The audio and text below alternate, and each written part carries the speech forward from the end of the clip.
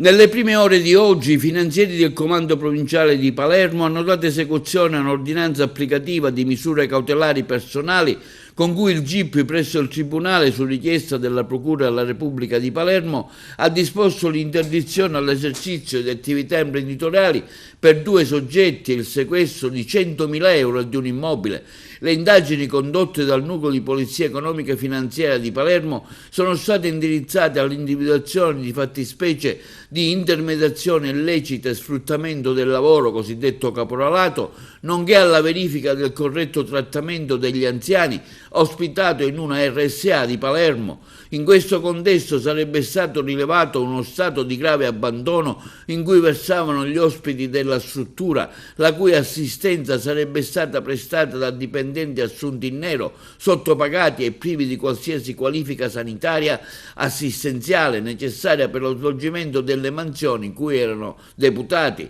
A riguardo, gli accertamenti della Guardia di Finanza avrebbero consentito di acclarare l'utilizzo di 5 lavoratori in nero irregolari, l'omessa presentazione della documentazione di lavoro obbligatoria, la valutazione della normativa relativa alla retribuzione, all'orario di lavoro, ai periodi di riposo, all'aspettativa obbligatoria, alle ferie, al mancato versamento dei contributi, degli oneri previdenziali, al mancato rispetto della normativa in materia di sicurezza dei luoghi di lavoro. Alla luce di quanto prospettato, l'autorità giudiziaria ha emesso un'ordinanza applicativa delle misure cautelari dell'interdizione dell'esercizio dell'attività imprenditoriale in strutture assistenziali o case di riposo per anziani nei confronti dei gestori dell'RSA, contestualmente disponendo il sequestro di 100.000 euro e dell'immobile sede della casa di riposo.